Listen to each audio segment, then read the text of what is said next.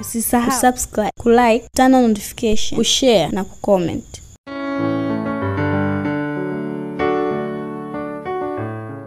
Tayari moto mmoja sema amina amina. Mshangilie Yehova, ninamkaribisha majirisi leo nisha kwa ajili ya neno asubuhi ya leo. Makofi hayatoshe, vigelegele vitoshe.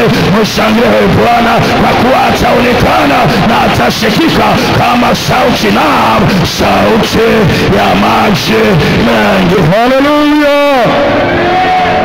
Roho wa Bwana yu juu yako.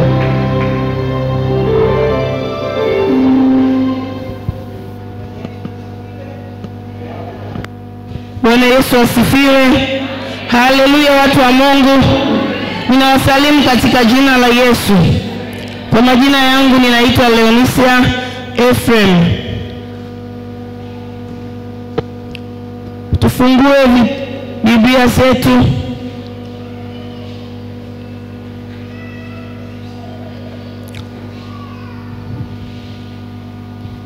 Fungua kitabu cha Wakolosai sura ile ya kwanza na mstari ule wa 13 mpaka wa 14. Ujumbe wa leo unasema ukiokoka unahitaji mambo yafuatayo. Ujumbe wa leo unasema ukiokoka unahitaji mambo yafuatayo. Tufungue kitabu cha Wakolosai sura ile ya kwanza mstari ule wa 13 mpaka ule wa 14. Nitasoma. Neno la Mungu linasema, naye alituokoa katika nguvu za giza, akatuhamisha na kutuingiza katika ufalme wa mwana wa pendo lake, ambaye katika yeye tuna ukombozi, yani msamaha wa dhambi. Tasoma tena. Wakolosai sura ya kwanza na mstari ule wa kwanza hadi mstari ule wa 13 hadi wa 14. Neno la Mungu linasema, naye alituokoa kutoka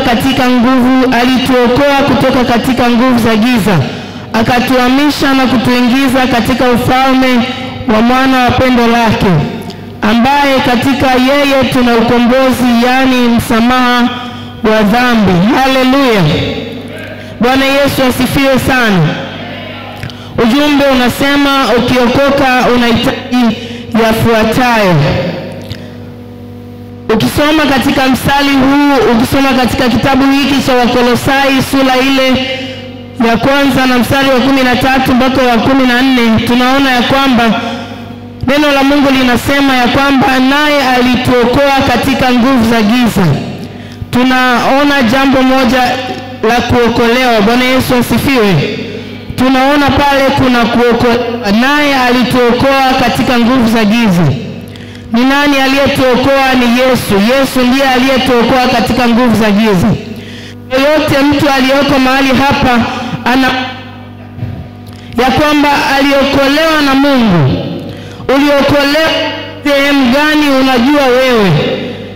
Maana tafsiri ya neno kuokoka ni kutolewa katika hali ya hatari na kuenda katika hali iliyo shwari. Bwana Yesu asifiwe sana. Mtu ambaye ameokoka, anasema ameokoka, alitoka katika hatari na akaenda katika hali iliyo shwari. Bwana Yesu asifiwe sana. Kwa hivyo mtu yoyote ambaye atasema mimi nimeokoka, lazima katika moyo wake awe na ushuhuda. Ushuhuda ndio utakao tuonyesha ya kwamba huyu mtu ameokolewa, huyu mtu ameokoka, kwa sababu hakuna mtu ambaye anaweza akaokoka wakati alikuwa hayuko katika hatari. Bwana Yesu asifiwe sana. Tunasoma hapa neno la Mungu linasema Yesu alituokoa katika nguvu za giza. Nguvu za giza ni magonjwa. Nguvu za giza ni laana. Nguvu za giza ni kukataliwa. Nguvu za giza ni mapepo, kuonewa, ndoto mbaya. Hizo zote ni nguvu za giza. Yesu anasema alituokoa katika hizo nguvu za giza.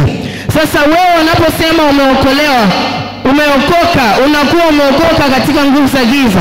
Hizo nguvu za giza zinaweza zikawa ni magonjwa, Nguvu za giza zinaweza zikawa ni laana, lakini nguvu za giza zinaweza zikawa ni kukataliwa. Hizo nguvu za giza ambazo Yesu alikuokoa kutoka katika hizo nguvu za giza, inawezekana ikawa tu ni kukataliwa, umaskini. Hizo zote ni nguvu za giza. Haleluya. Kwa hivyo Yesu anapokuwa amemuokoa mtu, lazima awe na ushuhuda ya kwamba kuna mahali Yesu alimuokoa. Haleluya, watu wa Mungu. Sasa Biblia inasema naye alituokoa katika nguvu za giza.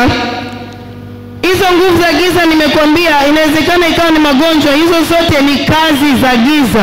Haleluya. Haleluya, watu wa Mungu. Lakini tunaona kwamba akatuhamisha. Haleluya. Kwa hivyo kumbe tunapookoka haitoshi tu sisi kuokoka. Jambo la kwanza ambalo mtu ambaye ameokoka anapaswa awe nalo, ahamishwe. Bwana Yesu asifiwe sana. Mtu aliyeokoka anapaswa kuhamishwa.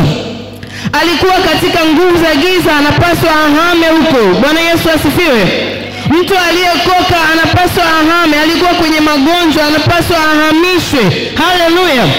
Anakuwa ameokolewa leo, lakini kuna jambo lingine anapaswa afanyiwe, ambalo hilo jambo ni la kuhamishwa. Haleluya. Unapotolewa katika ile nguvu za giza, unaondolewa, unawekwa sehemu ambapo hiyo sehemu unapaswa uhamishwe. Ukihamishwa kutoka katika nguvu za giza, maana yake wewe uliokolewa na ukahamishwa, magonjwa hayatakupata tena. Bwana Yesu asifiwe. Nguvu za giza, mapepo hayatakupata tena kwa sababu wewe umesha uko. Bwana Yesu asifiwe sana. Hilo ndilo jambo ambalo Yesu anafanya. Anamuokoa mtu lakini hamuachi, anamuhamisha. Haleluya. Haleluya, watu wa Mungu.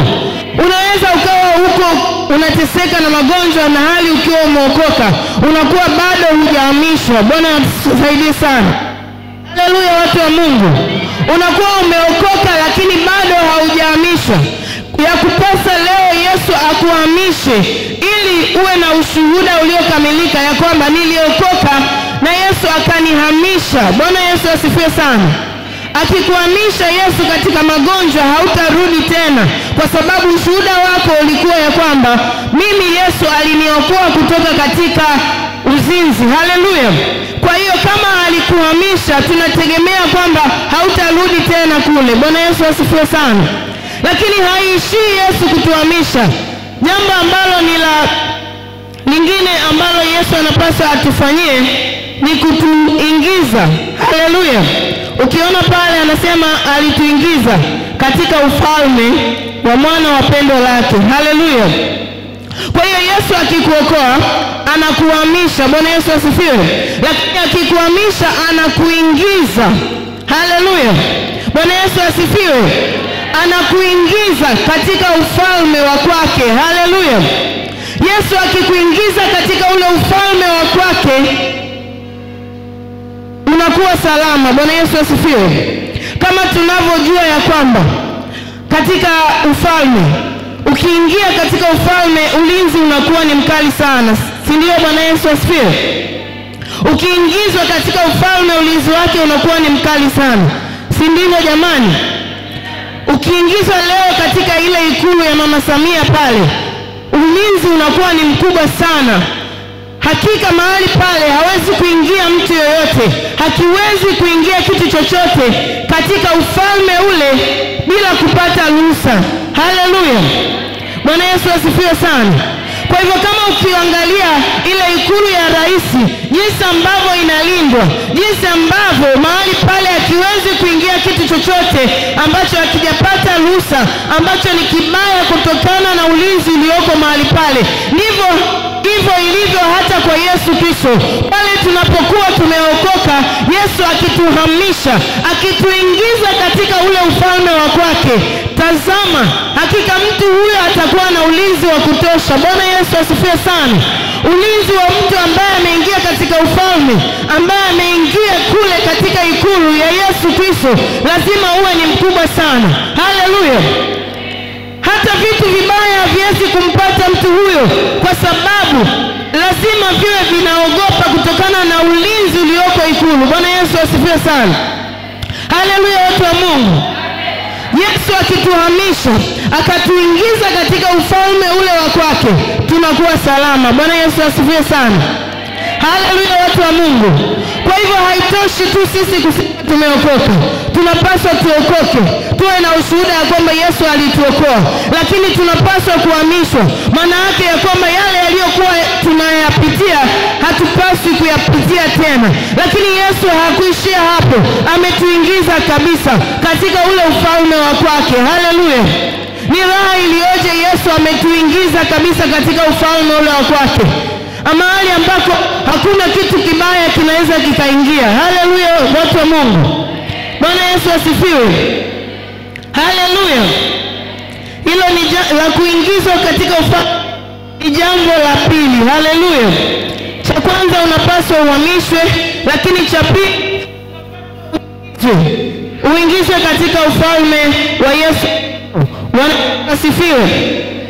Jambo la tatu, ukishaingia katika ufalme wa Yesu Kristo, mahali ambako Yesu anakuwa kuhifadhi, mahali ambako kuna ulinzi mkali, mahali ambapo vitu vibaya haviwezi kuingia. Hakika ili uweze kuishi katika ule ufalme wa Yesu Kristo, ili uishi katika mahali ambako huko vitu vibaya haviwezi kuingia, huko shetani hawezi kukupata, kutokana na ule ulinzi ambao Yesu ameimarisha katika ile sehemu, unapaswa kujazwa Roho Mtakatifu ili uweze kuishi katika eneo hilo la ikulu, ili uweze kuishi katika lile eneo, umsikie mfalme akisema na wewe. Haleluya. Ili uweze kuishi katika ikulu, uweze kuishi na Yesu Kristo katika ufalme ule wa kwake, lazima uwe na umejazwa Roho Mtakatifu. Bwana Yesu asifiwe. Haleluya, watu wa Mungu. Huwezi kuishi mahali Yesu amekuweka uishi ukawa salama kama hautakuwa na Roho Mtakatifu. Sura ya 2 na mstari wa 1 mpaka ule wa 4. Tunapaswa kujazwa Roho Mtakatifu ukiwa umeingiza katika ufalme wa Yesu Kristo, aliyepata na asome Matendo ya Mitume sura ya 2 na mstari ule wa 4.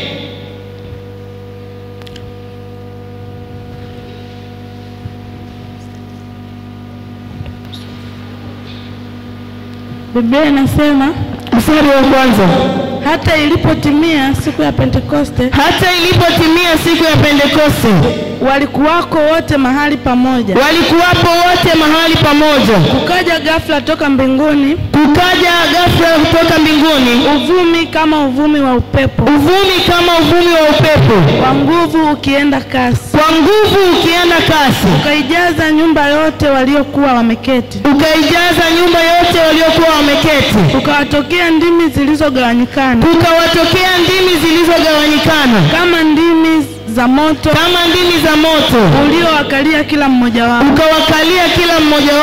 Wote wakajazwa Roho Mtakatifu, wakaanza kusema kwa lugha nyingine, kama Roho alivyowajalia kutamka. Bwana Yesu asifiwe. Mambo ambayo unahitaji kuyafanya ukiokoka, unahitaji kuwa nayo, unapaswa kujazwa. Haleluya. Kuna siku moja baba yetu alitufundisha kwamba kujazwa Roho Mtakatifu inawezekana. Ningekuwa na zile glasi ningeweza kuonyesha mfano ya kwamba inawezekana kama kuna mtu anaweza akawa ana chupa ya maji, ningeweza kuonyesha mfano huu, kujazwa Roho Mtakatifu. Haleluya. Bwana Yesu asifiwe. Kujazwa Roho Mtakatifu unapokuwa umeokoka, Yesu akaweza kukuingiza katika ufalme wake, ina umuhimu kwa sababu ukijazwa Roho Mtakatifu unapokuwa umeokoka, siku umeokoka, Roho Mtakatifu anakuwa ameingia ndani yako, lakini anakuwa katika kiwango cha chini sana. Bwana Yesu asifiwe. Lakini kadri siku zinavyozidi kwenda, unavyozidi kwa ufalme wake, unapaswa ujazwe Roho Mtakatifu. Haleluya. Kujazwa Roho Mtakatifu, chukulia mfano. moyo wako inaweza ikawa ni glasi. Bwana Yesu asifiwe. Haleluya. Wakati unampokea Yesu Kristo, Roho Mtakatifu anakuwa ameingia ndani yako, lakini anakuwa yuko chini. Bwana Yesu asifiwe. Unavyoendelea kuishi maisha ya utakatifu, unavyoendelea kukaa mahali ambako Yesu amekuweka, Roho Mtakatifu anakuwa anapanda viwango, anakuwa anatoka chini anapanda juu. Haleluya. Anapanda juu. Kama ni glasi, chukulie mfano uko na glasi hapo. Siku unaokoka, Roho Mtakatifu anakuwa huku chini. Lakini kadri unavyozidi kukaa katika ufalme wa kwake, Roho Mtakatifu anapanda. Unavyozidi kuwa mtakatifu, Roho Mtakatifu anafika nusu. Roho Mtakatifu anapanda, mwisho wa siku anajaa ndani yako. Bwana Yesu asifiwe. Haleluya wapendwa wa Mungu. Roho Mtakatifu anapokuwa amejaa katika moyo wako, Roho Mtakatifu anapokuwa amefurika katika moyo wako, tutaona yale matunda ya Roho Mtakatifu, yale yanayopatikana katika Wagalatia. Bwana Yesu asifiwe sana. Yale matunda ya Roho Mtakatifu tutayaona pale mtu anapokuwa amejazwa na Roho Mtakatifu. Haleluya. Haleluya wapendwa wa Mungu. Kuna maana kubwa kujazwa Roho Mtakatifu mtu anayekuwa ameokoka. Bwana Yesu asifiwe sana. Mtu anayekuwa yuko katika ufalme wa Yesu Kristo, kuna maana kubwa ya yeye kuweza kujazwa Roho Mtakatifu. Bwana Yesu asifiwe sana. Kiangalia hii glasi, wakati siku unaokoka, Roho Mtakatifu alikuwa yuko huku chini. Bwana Yesu asifiwe sana. Lakini kadri unavyozidi kukaa katika ufalme wa kwake, anaendelea kupanda mpaka anafurika. Bwana Yesu asifiwe. Lakini pale anapofikia wakati Roho Mtakatifu amejaa mpaka kufurika, ndipo utakapoona ya kwamba una uwezo wa kukaa katika ule ufalme wa Yesu Kristo, kwa sababu kule hapakai watu wazinzi. Bwana Yesu asifiwe sana. Katika ule ufalme wa Yesu Kristo hawakai watu ambao ni waasherati. Bwana Yesu asifiwe. Hakuna dhambi zinakaa pale. Kwa mfano Roho Mtakatifu akiwa amejaa katika hii glasi, hakika kabisa ukiweza kuweka mawe, yale mawe yanaweza yakaondoka, hayawezi kupata nafasi ya kukaa kwa sababu Roho amejaa. Bwana Yesu asifiwe sana. Haleluya watu wa Mungu.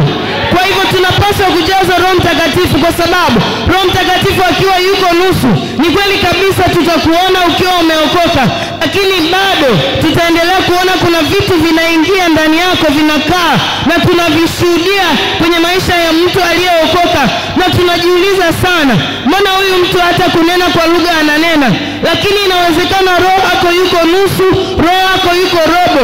Akijaa kabisa hatutayaona hayo mambo kwenye maisha ya kwako. Bwana atusaidie sana. Roho Mtakatifu akiwa amejaa mpaka hapa kwenye hii glasi, usitegemee kuona kwa huyo mtu usengenyaji, kwa sababu Roho Mtakatifu amejaa, amefurika. Bwana atusaidie sana. Lakini roho akiwa yuko nusu au yuko robo kabisa, tunategemea kuona tu vitu vibaya hata kama unanena kwa lugha ndani ya maisha ya kwako. Bwana atusaidie sana. Bwana Yesu atusaidie. Tunategemea tutaona tu bado vipo, na watu watashangaa kwamba jamani, yule si ameokoka, mbona nimemkuta yule anaingia kwenye gesi, yule si ameokoka yule. Hapana, Roho Mtakatifu inawezekana yuko huku chini kabisa. Haleluya. Inawezekana yuko nusu. Kwa hivyo usishangae utakapoviona vile vitu kwenye maisha ya mtu aliyeokoka, kwa sababu inategemeana na kiwango cha huyo mtu alivyojazwa na Roho Mtakatifu. Bwana Yesu asifiwe sana. Kupokea Roho Mtakatifu ni jambo lingine, lakini pia kujazwa Roho Mtakatifu ni jambo lingine. Bwana Yesu asifiwe sana. Unampokea Roho Mtakatifu, lakini Roho Mtakatifu anapaswa ajae. Ndipo tutakapoyaona yale matunda ya Roho Mtakatifu, ya kwamba lakini tunda la Roho Mtakatifu ni nini watu wa Mungu? Tutaje yale matunda ya Roho Mtakatifu. Ni tunda gani la kwanza? Ya kwanza upendo, lingine furaha, ya pili, ya tatu amani, uvumilivu, utu wema, fadhili, kiasi. Bwana Yesu asifiwe sana. Utategemea kuyaona hayo matunda ndani ya mtu aliyejazwa Roho Mtakatifu. Bwana asifiwe sana. Haleluya.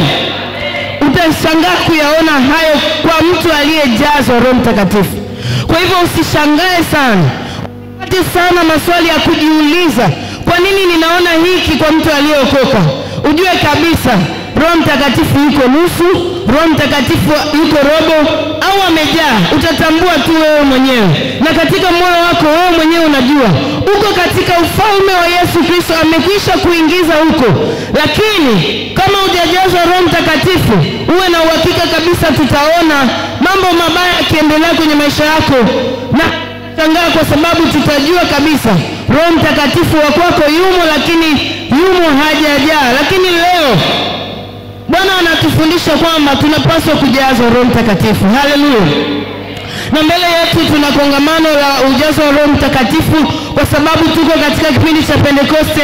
Hivyo basi katika moyo wako utamani ya kwamba Roho wa Kristo ajae, ili akijaa Roho Mtakatifu tutaona mabadiliko, matunda tutayaona kwa nje. Bwana Yesu asifiwe sana. Haleluya. Haleluya watu wa Mungu. Jambo lingine, utapata kazi ya kufanya. Haleluya. Au utapata karama. Tusome Wakorintho wa kwanza sura ya 12 mstari wa 4 mpaka wa 11. Biblia inasema, basi pana tofauti za karama. Bwana Yesu asifiwe. Basi kuna tofauti za karama, bali Roho ni yeye yule. Bali Roho ni yeye yule. Tena pana tofauti za huduma. Tena pana tofauti za huduma. Na Bwana ni yeye yule. Na Bwana ni yeye yule. Kisha pana tofauti za kutenda kazi. Kisha kuna tofauti za kutenda kazi. Bali Mungu ni yeye yule azitendaye kazi zote. Yule azitendaye kazi zote katika wote. Azitendaye kazi zote katika wote. Lakini mmoja hupewa ufunuo wa Roho kwa kufaidiana. Mmoja hupewa ufunuo wa Roho kwa kufaidiana. Maana mtu mmoja kwa Roho apewa neno la hekima. Apewa neno la hekima. Na mwingine neno la maarifa. Na mwingine neno la maarifa. Apendavyo Roho yeye yule. Apendavyo Roho yeye yule. Mwingine imani katika Roho yeye yule. Mwingine imani katika Roho yeye yule. Na mwingine karama za kuponya katika Roho yule mmoja. Na mwingine karama za kuponya katika Roho yeye mmoja. Na mwingine matendo ya miujiza. Matendo ya miujiza. Na mwingine unabii. Mwingine unabii. Na mwingine kupambanua roho. Mwingine kupambanua roho. Mwingine aina za lugha. Na mwingine tafsiri za lugha. Tafsiri za lugha. Lakini kazi hizi zote huzitenda Roho huyo mmoja yeye yule. Amen. Bwana Yesu asifiwe. Bwana Yesu asifiwe sana. Ukishahamishwa na Yesu Kristo, ukiingia kwenye ufalme wake, haleluya, ukajazwa na Roho Mtakatifu, Roho Mtakatifu yeye atakupa kazi ya kufanya. Bwana Yesu atusaidie sana. Roho Mtakatifu atakupa kazi ya kufanya. Na ukiwa katika ufalme wa Yesu Kristo lazima uwe na kazi ya kufanya. Bwana Yesu asifiwe sana. Haleluya watu wa Mungu. Kuna wakati unaomba Mungu akupe nguvu, lakini Mungu anajiuliza hiyo nguvu akikupa ufanyia nini? Bwana Yesu asifiwe sana. Haleluya. Umekazana kabisa unaomba Mungu nipe nguvu, akupe nguvu ya kufanya nini? Haleluya. Lazima umuombe Mungu nguvu, lazima Mungu aachilie nguvu mahali ambapo anajua iko kazi ya kwake. Bwana asifiwe sana. Haleluya. Ile nguvu akikupa unaifanyia nini? Roho Mtakatifu atatupa karama. Roho Mtakatifu atatupa kazi ya kufanya. Bwana Yesu asifiwe. Haleluya. Na katika hiyo kazi ambayo Roho Mtakatifu atatupa ya kufanya, ndipo tutakapomuona Mungu kwa maisha hayo. Bwana Yesu asifiwe sana. Haleluya. Utamuona Mungu wapi akijidhihirisha kwenye nguvu na uweza wa kwake? Utamuona wapi kama hauna kazi ya kufanya? Bwana Yesu asifiwe. Haukuokolewa ukahamishwa na kuingizwa katika ufalme wa Yesu Kristo na kisha ukakae tu huko. Kuna kazi ambayo Roho Mtakatifu Mungu anatamani tuifanye, na hiyo kazi ukipata ndipo Mungu anaweza kujitukuza kwenye maisha ya kwako. Bwana Yesu asifiwe. Haleluya watu wa Mungu. Kwa hivyo kuishia tu kuokoka, hapana. Ukishaokoka Yesu akuhamishe, omba Mungu akuhamishe. Akisha kuhamisha akuingize katika ufalme ule wa kwake, na ukiwa katika huo ufalme wa kwake hakikisha unamwambia, ukitazwa Roho Mtakatifu mwambie Roho wa Kristo akupe kazi ya kufanya, na ukishapata hiyo kazi ya kufanya hakikisha unamwadhimisha Mungu katika hiyo kazi, na utakapokuwa ukimuomba huyo Mungu akupe nguvu za Mungu zitashuka kutokana na kazi uliyopewa ufanye. Haleluya. Huwezi kupata nguvu katika kufanyia vitu ambavyo vina faida kwenye maisha ya kwako peke yako. Haleluya. Pata nguvu ya Mungu kutokana na kufanya kazi, ile kazi ambayo Roho Mtakatifu amekupa uifanye, na ndipo Bwana atakapojitukuza huko kwenye maisha ya kazi ile ya kwake. Haleluya. Haleluya watu wa Mungu. Roho Mtakatifu atakapokupa karama ya kufanya, tumeona ziko karama nyingi sana. Unaweza ukawa mlisi, unaweza ukawa wewe unaipima, unaweza ukawa umepewa kazi ya kuimba. Unamuomba Roho Mtakatifu akupe nguvu katika kazi ya kuimba, ili uimbe katika viwango, ili uhubiri katika viwango, ili uweze kumtumikia Bwana katika viwango. Lazima uwe ndani ya ufalme wa Yesu Kristo. Haleluya. Haleluya watu wa Mungu. Huwa ninasikia vibaya ninapoona mtu anakuwa na miaka 5 kanisani alafu hana kazi ya kufanya. Unataka Bwana ajitukuze wapi? Unataka huyo Mungu ajidhihirishe wapi? Utakapokuwa umekazana ukimwambia Mungu akupe nguvu, ukazitumia wapi? Hizo nguvu Roho Mtakatifu atakazokupa utaenda kuzitumia wapi? Unaweza ukawa ni mfanyabiashara na ndio Mungu kitu amekupa ufanye, lakini katika ufanye huo biashara yako utasogeza injili ya Bwana isonge mbele. Haleluya. Bwana atakupa kazi, Bwana atakupa nguvu huko kwenye hiyo kazi, ili kazi yako isaidie watu waende kuhubiri injili. Haleluya. Haleluya watu wa Mungu. Haleluya watu wa Mungu. Nguvu ya Roho Mtakatifu ikiwa ndani ya huyo mtu atampa karama ya kufanya. Usikae kanisani ukiwa huna kitu cha kufanya. Haleluya. Haleluya watu wa Bwana. Usikae kanisani huna kitu cha kufanya, hautaona maongezeko kwenye maisha ya kwako. Haleluya. Baba yetu ameanzisha programu ya kwenda kuhubiri. Wewe ambaye hauna kazi ya kufanya, maana Roho Mtakatifu hajajaa ndani yako, basi jilazimisha hata kufanya hiyo kazi ya uinjilisti. Ninajua kabisa kuelekea katika siku ya Pentekoste, tupo katika kipindi hicho. Roho Mtakatifu atawajulia kila mmoja ambaye hajajazwa, Roho Mtakatifu atajazwa ili Mungu ampe kazi ya kufanya. Haleluya. Haleluya watu wa Mungu. Bwana Yesu asifiwe. Kuna mtu atakapojazwa Roho Mtakatifu ataambiwa kazi yake ni kusafisha kule. Na usijisikie vibaya kwa sababu ni kazi ambayo Roho Mtakatifu amekupa kufanya, na ukiifanya Roho Mtakatifu ya kuifanya, na ukishaifanya hiyo kazi utaona matokeo kwenye maisha ya kwako. Bwana yatusaidie sana.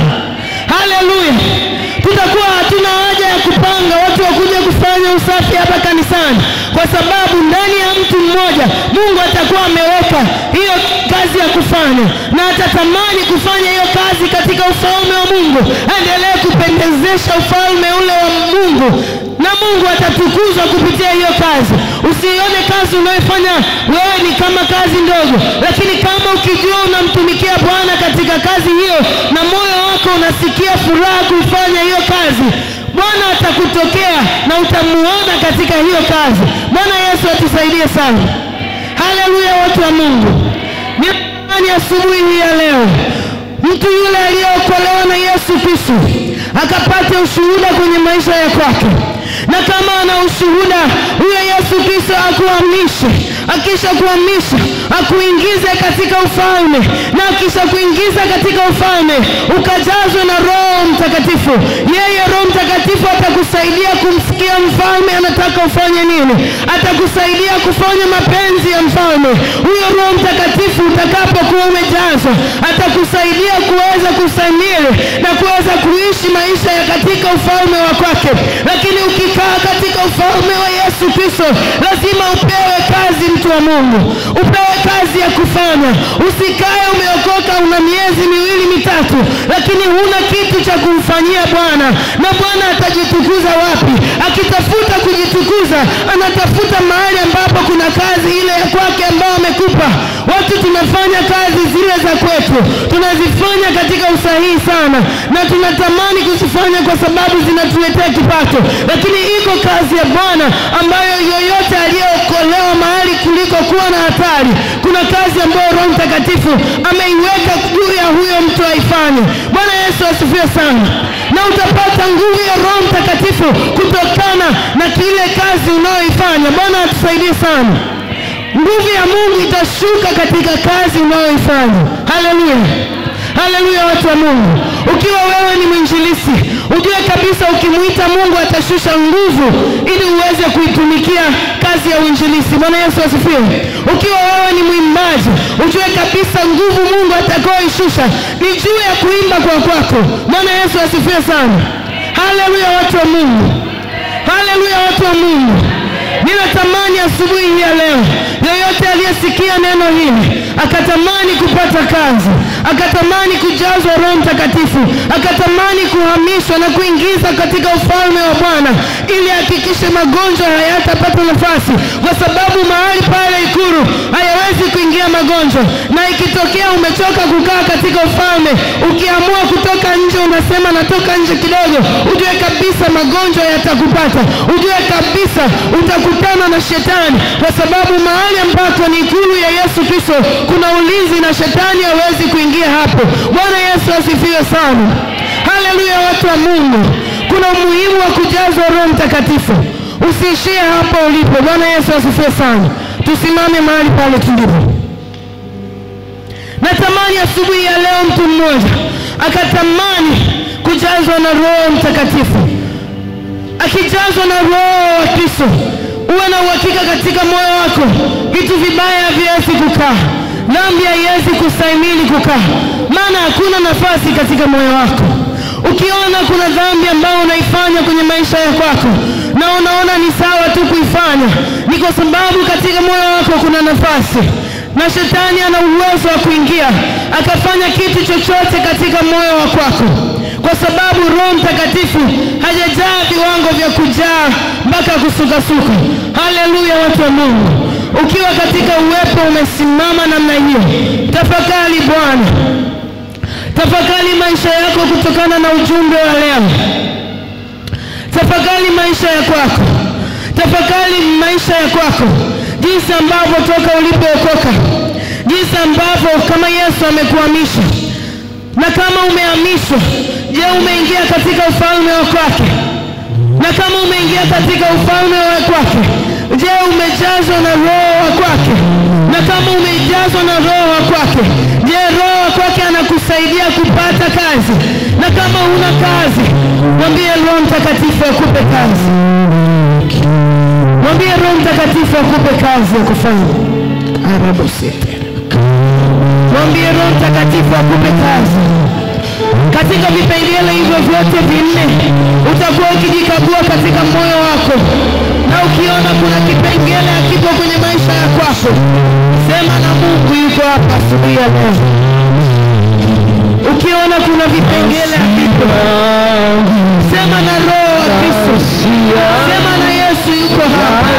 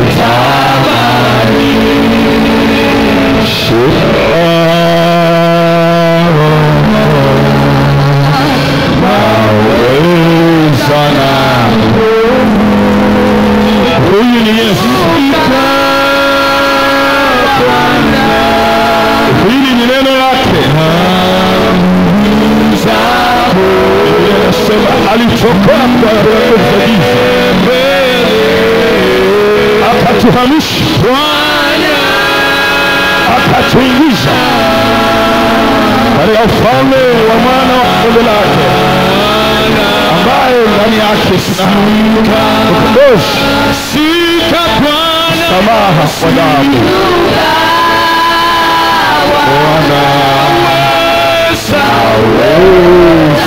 Utamwambia Bwana yeye aliyekokoa akuhamishe, akutoe, akuhamishe, akuhamishe, akutoe katika dhambi, akutoe katika umaskini, akutoe katika laana, akutoe katika misiba, akutoe katika huzuni, akutoe katika mikosi. Anakuhamisha ukitaka akuhamisha. Nguvu yako iko mahali hapa inapita.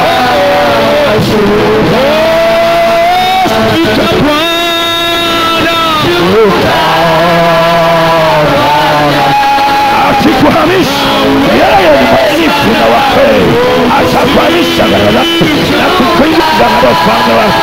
Atakuhamisha kutoka katika magonjwa, atakuingiza katika ufalme wake ambao ndani yake kuna uzima, kuna uzima.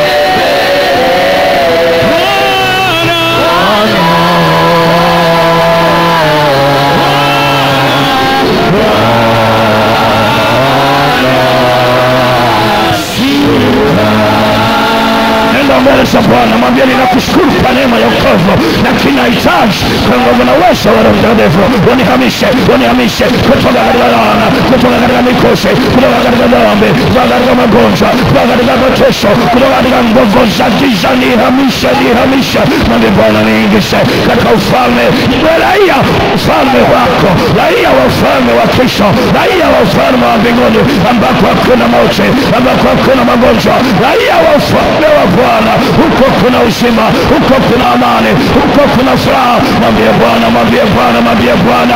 Piga kelele mbele zake, mwambie yule Roho aliye ahadi, ukamwambia Petro, Yakobo na Yohana, ni heri mimi niende, kwa kuwa nisipoenda sitamleta kwenu yeye aliye chanzo cha nguvu, chanzo cha nguvu. Hamwezi lolote, hamwezi lolote isipokuwa yeye anaishi ndani yenu. Mwambie Bwana, mimi na nguvu, achilia nguvu, achilia nguvu. Kama siku ya Pentekoste, neno la Bwana linasema, Roho Mtakatifu amekukumbusha ya kwamba ulikuja ufalme, ufalme kama upepo, upepo wenye nguvu ukajaza nyumba. Ijae nyumba hii sasa, ijae nyumba hii sasa. Nguvu kwa nguvu, kwa nguvu, kwa nguvu. Zikatokea, zikatokea ndimi, ndimi kama za moto zilizotawanyikana. Mungu akupe lugha ya mbinguni uweze kwenda mbele zake na kusema kwa lugha za watu waliokombolewa, watakatifu. Lugha ya Bwana, lugha ya Yehova, lugha ya ufalme wa mbinguni. Bwana wa mabwana ndilo jina lake. Yeye aliye mwaminifu anaweza kuachilia, anaweza kumimina, anaweza kukata kiu kwa yeye mwenye kiu, kwa yeye mwenye njaa, kwa yeye mhitaji, kwa yeye aliye maskini, yeye aliye mhitaji, anahitaji nguvu, anahitaji kuwa raia wa ufalme wa mbinguni, anahitaji kuongozwa na Roho Mtakatifu, anahitaji kujazwa. Mwambie Bwana, umeniokoa, mwambie umenihamisha, umeniingiza katika ufalme, lakini bado sijajazwa, sijajazwa na Roho wako, sijajazwa. Mimi na upako, mimi na upako, achilia upako, weka nguvu, acha kikombe changu kifurike, kifurike upendo, kifurike furaha, kifurike amani, kifurike uvumilivu, kifurike fadhili, kifurike utoba, kifurike upendo, kifurike kiasi. Bwana mabwana ndilo jina lako. Mungu wa miungu, mwambie Bwana, watu wakuone, watu wakuone, watu wakuone ndani yangu, ubebe ufalme wako kwa nguvu na uwezo wa Roho Mtakatifu. Nami sitaishi, mwambie Yehova, sitaishi katika ufalme wa mbinguni nisipokuwa na kazi. Nipe kazi ya kufanya, nitume nikaupe roho za watu waliokufa, nitume nikavunja nguvu za giza. Kwa kuwa ulimwambia Yeremia, wewe ni rungu langu na silaha yangu ya maangamizi. Mwambie Bwana, nipe kazi, niwe rungu lako na nyumba yako.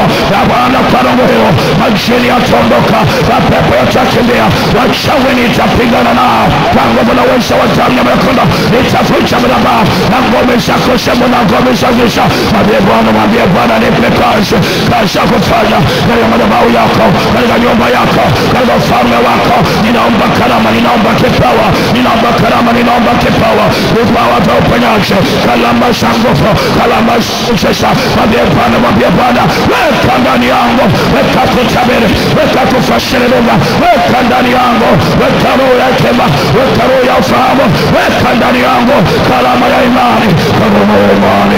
Bwana mabwana kwa jina lake, yeye aliye mwaminifu na kweli, achilie juu yako kwa jina la damu ya mwana-kondoo, ya mwana-kondoo.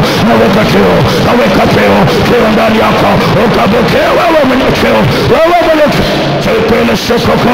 Yesu akasimama katika makutano akasema yeye ana kiwaje, anakutaje, anywe maji wala hataona kiu kwa habari ya Roho Mtakatifu. Yeye aliye maji, yeye aliye nguvu na uwezo na mamlaka ya Yesu Kristo, yeye aliyekuwa chanzo cha wewe kuendelea, chanzo cha wewe kusimama, chanzo cha wewe kulala. Kwa jina la damu ya mwana-kondoo, yote yaliyokufa yatafufuliwa, yaliyoharibika maana yatahuisha kwa ndani yako. Usisahau subscribe, kulike, turn on notification, kushare na kucomment.